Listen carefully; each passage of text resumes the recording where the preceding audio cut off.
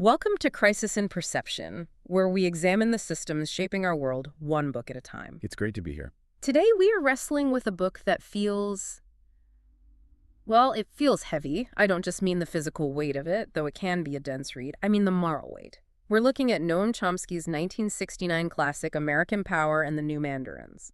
A really seminal work, and honestly, for what we try to do here, analyzing how systems shape our perception of reality, this book is almost like a Rosetta Stone. A Rosetta Stone, how so? It's sort of the code book for the modern intellectual class. It's interesting you say code book, because when I first picked this up, I got a little stuck on the title, American Power and the New Mandarins. It sounds so poetic, almost like a novel. Right. But Chomsky isn't trying to be poetic here, is he? He's making a very, very specific historical accusation. He is. And to really get that title and to understand the stakes of this whole deep dive, you almost have to, mentally travel back to imperial China. Okay, so set the scene for me. What are we talking about?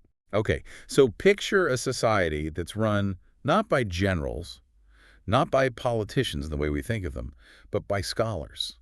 For centuries in China, if you wanted to hold any real power, to be a governor, a minister, anything important, you didn't learn how to fight. You study.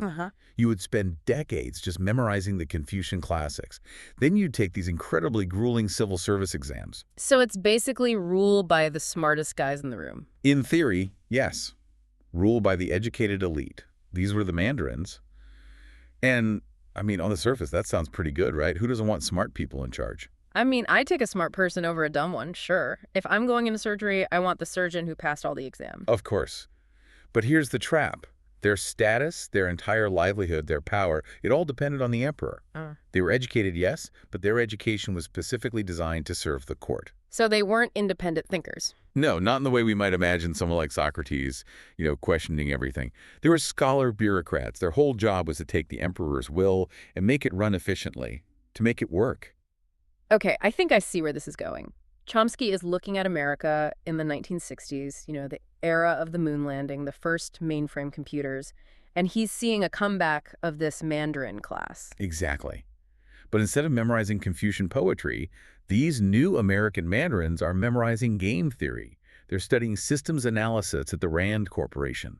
They're economists from MIT, political scientists from Harvard. The famous best and the brightest. That's them. And Chomsky's argument is that by the 1960s, this new class had completely taken over Washington. And just like the Chinese Mandarins, their claim to authority came from their special knowledge. They said, look, we're not politicians, we're not ideological, we are experts. We just follow the science. We just trust the data. Precisely. But Chomsky just drops the hammer on this idea. He argues that this scientific objectivity, it's a fiction. He says this new class of experts isn't neutral at all. They're just the new, sophisticated scholar servants for the American empire. So they reframe the questions. Completely. They define problems as technical, like, how do we most efficiently bomb this village? Instead of moral, like, wait, should we bombing this village in the first place? That's a terrifying thought. Because it implies that being smart or educated doesn't stop you from doing terrible things. No. In fact, it might just give you a more sophisticated vocabulary to justify them. It might make you better at justifying them. And that really is the core systemic question we are grappling with today. How does this new intelligentsia, the technical experts, the social scientists, the liberal academics, how do they, whether they mean to or not, construct an ideological shield for state power and state violence? So why does this matter now? The Vietnam War is long over. We aren't in Vietnam, no, but we are deeper in the age of the expert than we have ever been. We live in a technocracy. We look to data-driven policy for everything from, public health to military intervention. Right. And Chomsky really challenges us to look at the incentive structures that exist underneath all that expertise. He makes us question the assumption that pragmatism is a neutral good thing. So our mission for this deep dive is a systems analysis. We aren't here to say, George Bundy was a bad person. We're not judging individuals. We want to understand the machine. We want to look at the feedback loops. We want to understand why these brilliant, liberal-minded people who, probably read poetry and donated to charity could sit in a room and design policies that resulted in mass slaughter and do it while feeling completely rational and righteous. Okay, so let's start with the context of the book itself. Chomsky in 1969. Who is he at this point? Because today he's sort of this grandfatherly figure of the left, but back then, Back then, he's a linguistics professor at MIT who has just, completely blown up the entire field of linguistics. He's a superstar in his own academic lane. but this is his first political book. It is. American Power and the New Mandarins is his first big political statement. It's a collection of essays written right in the heat of the Vietnam War. So this is written from the trenches, so to speak. From the intellectual trenches, for sure. He is writing as a dissident, but as a dissident member of the intellectual community. He's an insider looking at the rot inside his own house. And his target isn't the generals, it isn't the conservatives. No, it's the liberals, and that's what was so shocking at the time. That seems a little counterintuitive. Wasn't the anti-war movement a liberal movement? The protest movement was, yes, largely left-wing. But the architects of the war, they were the liberals. The Kennedy and Johnson administrations were staffed by this intellectual elite. The Mandarins. The Mandarins. These were men who prided themselves on being rational, modern, pragmatic. They really looked down on what they saw as the emotional conservatism of the Eisenhower years. They thought they could manage the world like it was a scientific project. And Chomsky steps in and says, you guys, your whole worldview is the problem. He's saying your very rationality is the problem. And he connects this to a really fascinating historical parallel that I think explains the psychology of these people perfectly. He brings up a writer named Randolph Bourne. I love that he digs this up. This is from World War I, right? Yes. 1917, Bourne wrote an essay called Twilight of Idols. He was looking at the progressive intellectuals of his day, people who followed John Dewey. These are the smart guys of 1917, and they were all cheering for the U.S. to enter World War I. Which is strange. I thought progressives were supposed to be about peace and social reform. Well, Bourne argues they were seduced by what he called the executive ordering of events. Executive ordering of events. What does that mean? Think about the life of an academic. You sit in an office. You write papers. You argue about abstract theory. It's intellectual, sure, but it's passive. You don't really do anything in the world. You don't move the needle. You don't move the needle. But then a war comes along, and suddenly the government needs you. They need you to help organize the economy. They need you to design propaganda. They need you to figure out logistics. All of a sudden, you have real power. You are in the room where it happens. I see. Bourne said these intellectuals were immensely ready for the action, but pitifully unprepared for the intellectual interpretation. They were bored with theory and they wanted to get their hands on the real controls. It's the allure of the technical. War gives the intellectual a chance to practice social engineering on a massive scale. It makes them feel rational, modern, and most of all, important.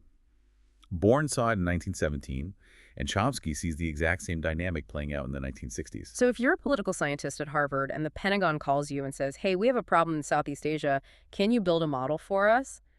That is incredibly flattering. It's seductive. It validates your entire career. And it reframes the war, not as this moral tragedy, but as a fascinating technical puzzle, a puzzle that you are smart enough to solve. This feels like a good transition to the core systems analysis. We've identified the actors, the new Mandarins. Now let's look at the system's design. How does this system filter reality? The primary filter is what Chomsky calls the ideology of pragmatism. Okay, now pragmatism is one of those words. In America, is a huge compliment. If I say you're pragmatic, it means you're sensible, you get things done, you don't let emotions get in the way. Right. It means you're realistic. But Chomsky argues that in this system, pragmatism functions as a kind of intellectual straitjacket. It creates a binary. On one side, you have the responsible, pragmatic expert, and on the other, you have the emotional, ideological sentimentalist. Break that down for me. What's the difference? The responsible expert accepts the state's goals as a given. The state says, our goal is to prevent a communist takeover of South Vietnam. The expert says, okay, understood. Here are 3 ways to do it. Plan A costs this much in dollars and lives. Plan B costs that much. They only debate the tactics. Only the tactics. The sentimentalist, on the other hand, is the person who questions the goals themselves. The sentimentalist says, wait a minute, why are we in Vietnam? Is it right for us to be there? What do the Vietnamese people want? And how does the system treat that person? It dismisses them immediately. It labels them as hysterical, shrill, ideological, or just unrealistic. If you want a seat at the table, if you want access to power, You have to prove you're tough-minded. You have to leave your morality at the door and speak the language of national interest and cost-benefit analysis. The example Chomsky gives about Arthur Schlesinger and the Bay of Pigs invasion, that really crystallized this for It's me. a perfect case study. Schlesinger was a famous historian, a Kennedy advisor, a quintessential Mandarin after the Bay of Pigs invasion failed. And just to remind everyone, this was the disastrous CIA-backed attempt to overthrow Castro in Cuba. A total fiasco. So Schlesinger writes about it later, Hmm. and he's critical of the operation. But you have to look at how he criticized it. Did he say it is fundamentally immoral for a superpower to invade a small sovereign country and overthrow its government? No. Did he say this is a flagrant violation of international law? Not at all. No. His opposition was because, and this is a direct quote, the deception was not likely to succeed. Let that sink in. The problem wasn't that it was a crime. The problem was that we probably wouldn't get away with it. Exactly. And Schlesinger even wrote, and this is the real kicker, that the tough-minded liberals in the Kennedy administration looked down on any soft arguments based on morality. If you wanted to be heard in the Situation Room, you couldn't say, this is wrong. You had to frame it as, this is too costly, or the odds of success are too low. So the system actively filters out moral objections. All that's left is tactical debate. Yes. It's like a mafia lawyer telling the Don, hey, don't whack that guy, not because murder is a sin, but because the feds have that building bug and will get caught. That's a brutally accurate analogy. And the tragedy is, these men didn't see themselves as mob lawyers. They saw themselves as the guardians of a rational, liberal world order. They convinced themselves that their tough-mindedness was a virtue. That ignoring the moral cost was a sign of intellectual maturity, not a moral failing. And you can see how this leads to these wars dragging on forever. Because if everyone in the room is only debating tactics, should we bomb more? Should we bomb less? Should we send more troops? Then nobody is asking the fundamental question, should we be here at all? That question is simply off the table. It's considered unprofessional. Which leads us directly to the incentive structures. Why do brilliant intellectuals play this game? Why not just stay in their university offices and tell the truth as they see it? Access to power has to be the main one. Access, prestige, and of course funding. Chomsky uses a term here that sounds very academic, but it's important. Counter-revolutionary subordination. Okay, that is a mouthful. Let's unpack that. It sounds complicated, but it describes a very simple feedback loop. Counter-revolutionary means the overall goal is to stop social change, to prevent revolutions, to maintain the status quo of American global dominance. Right. And subordination just means the intellectual subordinates his own quest for truth to the needs of the state. So instead of being that free-floating intellectual, the classic gadfly who critiques power, you become a scholar expert who serves power. And the mechanism is money and influence. It works like this. The government has a policy goal, say we need to stop leftist movements in Latin America. Okay. So they pour millions of dollars from the Pentagon or the CIA into universities and think tanks for research on Latin America. But not just any research. Of course not. They fund research that helps them solve their problem. So ambitious social scientists wanting that grant money and wanting to be relevant produce studies on, say, insurgency control or stabilization techniques. And what a surprise, the studies tend to justify the government's initial policy. It's a self-licking ice cream cone. The government then uses these independent academic studies to say, look, the experts at Harvard agree with us. This isn't just politics. This is based on science. And the experts get more funding, more access, and they get to feel like they're shaping history. It creates this closed loop where truth is basically defined as whatever helps the state achieve its current objective. Right. And there's one more constraint in this system, maybe the most important one. It's not about money or access. It's a deeply held belief, a kind of foundational myth, the myth of American benevolence. This feels central. It's the bedrock. You cannot understand the psychology of the new Mandarins without this. The entire system rests on an unquestioned axiom. The United States is an exception in history. Our motives are always pure. We are always defensive. We are always generous. Even when we're invading another country. Especially when we're invading. The narrative is that we invade to help or to protect or to bring democracy. And Chomsky points out the logical output of this belief system. If the United States utterly destroys a country, if we lay waste to Vietnam for a decade, it is officially described as a blunder or a tragic error. Or an excess of generosity. We tried too hard to help them. Exactly. It can never be a crime. It can never be a result of our own imperial interests. It's just a mistake. A noble but tragic mistake. And we don't extend that same courtesy to other countries, do we? Never. Chomsky draws this incredible contrast. When the Soviet Union invaded Hungary in 1956 to crush a rebellion, does any American expert say, oh, the Soviets made a tragic blunder in their benevolent attempt to help the Hungarian people? No, of course not. We said, this is naked Soviet imperialism. They are crushing freedom to serve their own geopolitical interests. Right. We analyze their interests, we look for their structural motives. But when we intervene, we are only allowed to analyze our intentions.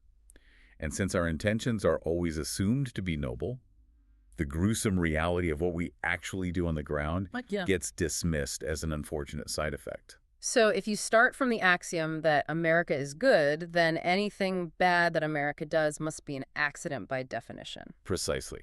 And that assumption just short-circuits any real analysis. It stops you from looking for systemic causes. It stops you from asking, do we have economic or political institutions that require us to intervene in other countries? Instead, you're only allowed to ask, how can we do it better next time? I want to get really specific here. We've talked about the abstract system. Let's map it out. Who are the actors? What are the tools? Because Chomsky gets into the actual social science that was used to manage the war in Vietnam, and it's chilling. It is genuinely nightmare stuff. So, the actors. We have the new Mandarins, people like Walt Rostow, George Bundy, a political scientist named Ithiel de Sola Poole. These aren't soldiers. No, they're academics, behavioral scientists, economists, political scientists. The state is their client. And the target in this system is the population you're trying to control. Right. In this case, the Vietnamese peasantry. And the tool, this is where it gets really dark. The weaponization of social science. Right. There's a fundamental shift that Chomsky documents. We often hear that comforting phrase, winning hearts and minds. It sounds so nice. It sounds democratic. Like we're there to persuade them. Exactly. But Chomsky points to the research coming out of places like the Rand Corporation, specifically from an economist there named Charles Wolfe. Wolfe looked at the hearts and minds strategy and basically said, this is inefficient. Inefficient? What does that even mean? He argued that trying to make people like you is messy. It's hard to measure. Human emotions are complicated. You can't really put affection for America on a spreadsheet. So Wolfe proposed a different model.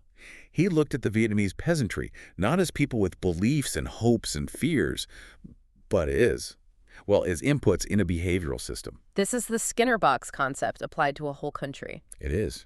For anyone who doesn't know, B.F. Skinner was a psychologist who famously put rats and pigeons in boxes. If the rat pushes a lever, it gets a food pellet. If it does something else, it gets a mild electric shock. You modify its behavior through pain and reward. And Wolfe suggested we do this to human beings. To an entire nation. Wolfe argued that the U.S. shouldn't care about loyalty or hearts and minds. We should focus on creating the right incentive structures. If a village supports the Viet Cong, you introduce negative incentives. You bomb them. You bomb them. You defoliate their crops with Agent Orange. You create pain. Conversely, if a village is obedient, you give them food aid. You give them medical supplies. Wolfe explicitly argued that we should design the war so that the most rational choice for any peasant is simply to submit to American power. It's so clinical. It's psychopathic, really, but it's all dressed up in a lab coat with a clipboard. That is the whole point. That is the Mandarin touch. If you say, I'm going to burn down that village to terrorize them into submission, you sound like a barbarian. You sound like a warlord from the Middle Ages. But if you say, I am adjusting the incentive structure to optimize behavioral outcomes, you sound like a scientist. You sound like you're defending a thesis at MIT. Exactly. And this language creates a moral buffer. It protects the intellectual from the bloody reality of the violence they are recommending. You aren't killing people. You are modifying variables. There's another example of the sterile language that stood out to me from the book, the concept of urbanization. Yes. Now, normally when I hear that word, I think of people moving to the city for better jobs, for culture, for opportunity, modernization. That's the normal definition. But in the context of the Vietnam War, and especially in the writings of people like Samuel Huntington, who was a giant in the field of political science urbanization, meant something very, very different. What did it mean to them? It meant bombing the Vietnamese countryside so heavily, so relentlessly, that the peasants were physically forced to flee into the cities just to survive. They became refugees in their own country, living in squalid slums, totally disconnected from their ancestors' land, completely dependent on U.S. aid. But the experts in Washington didn't call it creating a massive refugee crisis. No. Huntington called it forced draft urbanization. And he actually argued that this was a good thing. How could that possibly be a good thing? Well, you have to look at it through the cold logic of the system. The Viet Cong insurgency was a rural movement. They relied on the peasantry and the countryside for food, shelter, and new recruits. So you take away the countryside. You take away the countryside. Huntington argued that if you destroy the rural society and force everyone into the cities, where the U.S. Army can control them much more easily, you are essentially draining the sea that the gorilla fish swim in. He basically said, we can modernize Vietnam by bombing it into the urban age. He reframed a war crime as a modernization project. He stripped the violence of its reality and turned it into a sterile sociological phenomenon. Right. Look at the data. Look how quickly Vietnam is urbanizing. We are bringing them into the modern world. It's incredible. And Chomsky makes the point that this isn't just a strange quirk of the 1960s. He connects this to history in a way that I think exposes the universality of this mindset. He brings up the Manchuria parallel. This is one of the most powerful and, for many people, one of the most controversial parts of the book. Chomsky goes into the archives of the 1930s. He looks at what the Japanese imperial government was saying when they invaded Manchuria and then the rest of China. Let's spend a minute on this, because I think most Americans have a very specific view of imperial Japan.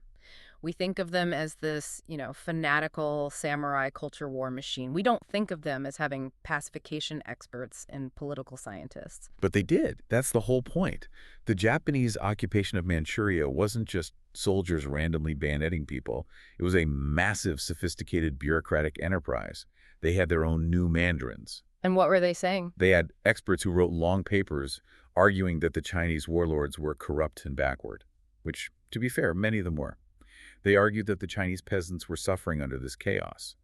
And they argued that Japan, as the most advanced modern industrial power in Asia, had a solemn responsibility to bring order and development to Manchuria. They called it the Greater East Asia Co-Prosperity Sphere. Exactly.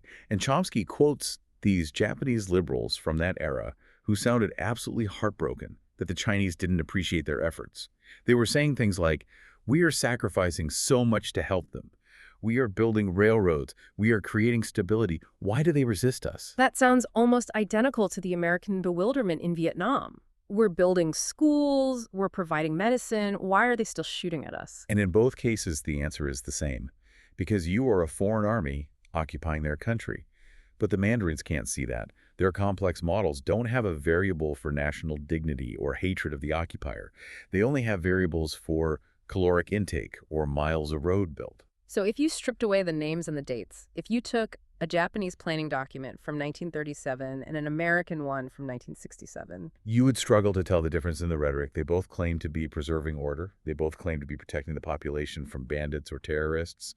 They both claim to be building a paradise for the people they're conquering. bandits, that sounds an awful lot like insurgents. It's the same language. Japan argued they were sacrificing their own blood and treasure to bring peace and stability to Asia. They even had their own domino theory. They claimed they were holding back the tide of communism from the Soviet Union. That is the ultimate twist. The Japanese claimed they were saving China from communism. Yes. They justified their aggression as a necessary defense against the Red Menace, just like the U.S. did in Vietnam 30 years later. So the deep systemic insight here is that every empire believes it's benevolent. Every empire has a class of intellectuals who will explain, in very sophisticated terms, why this particular violence is actually a form of altruism. The American New Mandarins weren't doing anything new. They were just using more modern academic jargon to do the same old thing, justifying domination. And speaking of justification, we have to talk about the feedback loops, the self-fulfilling prophecy, because this system doesn't just describe the world, it actively shapes it. That's a crucial point. Take the domino theory, or the idea of containing communism. The official U.S. policy was that we had to stop this monolithic force of international communism. But Chomsky notes that U.S. policy often created the very threat it claimed to be fighting. How so? Well, look at Vietnam again. In the beginning, you have an indigenous nationalist movement. Maybe it has some communist elements, maybe it doesn't, but its primary goal is national independence. Ho Chi Minh famously admired the American Declaration of Independence. He even quoted from it. He quoted from it in Vietnam's own Declaration of Independence. But the U.S. policy framework can't see nationalism. It can only see communism. So we treat Ho Chi Minh's movement as just a puppet of Beijing or Moscow, So we attack it, we sanction it, we refuse to talk to it, we force it into a corner. And so where does it have to go for help? It has to go to Beijing or Moscow. We force this indigenous movement into the arms of the great communist powers, thereby proving our initial false thesis. We can then say, see, we told you they were puppets all along. But we made them puppets by leaving them no other option for survival. It's a tragic absurdity. It's a closed loop of logic that is completely impervious to any evidence from the real world. That is the nature of a powerful state ideology. Mm-hmm. If the facts on the ground contradict your theory, you don't change the theory. You change the facts, or you bomb them. You urbanize the facts. Small s. Yeah. You urbanize the facts, yes. This brings us to the present-day implications. Because, again, this isn't just a history lesson. The new Mandarins didn't just vanish when the last helicopter left Saigon. No, the structure persisted. The job titles changed, but the function remained. We still see the dominance of what the book calls crisis management. The crisis managers are the people in the think tanks and the State Department who calculate risk, nuclear war, interventions, coups, without any moral weight attached. It's that technical rationality all over again. It is. Chomsky talks about the profound danger of being able to discuss things like kill ratios and megatonnage with total emotional detachment. He mentions sitting in academic meetings where political scientists would calmly discuss the amount of force required to take out a society as if they were planning a corporate merger. And that calmness, that detachment, is seen as a virtue. It's seen as professionalism. If you get emotional about the human cost, you're not serious. And this system persists.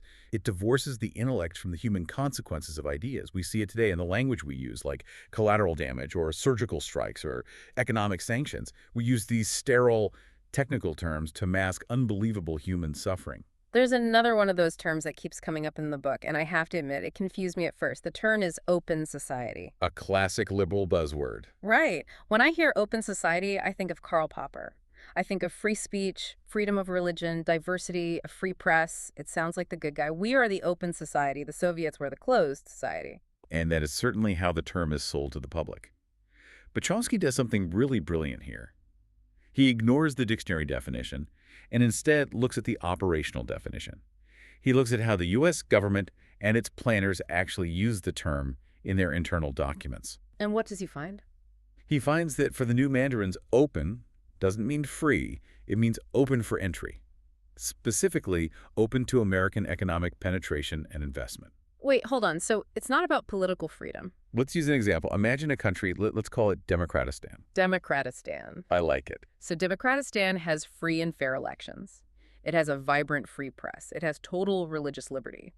But the people of Democratistan democratically vote to nationalize their oil industry. They say, we want the profits from our own natural resources to stay here to build schools and hospitals, so we are kicking out the American oil companies. Okay, so by my definition, they are still an open democratic society. They just changed their economic policy. But in the eyes of the new Mandarins, Democratistan has just become a closed society. They have closed the door to American capital, and therefore they have become a threat that needs to be managed. So under this operational definition, you could have a brutal dictatorship that is considered open. Precisely. And this explains the apparent hypocrisy of so much of Cold War foreign policy. Why did the United States support ruthless dictators like Pinochet in Chile or the Shah in Iran? Because they kept the door open for business. Exactly. Pinochet may have tortured and killed thousands of his own people, which is very closed politically, but he privatized the country's copper mines and invited American banks back in.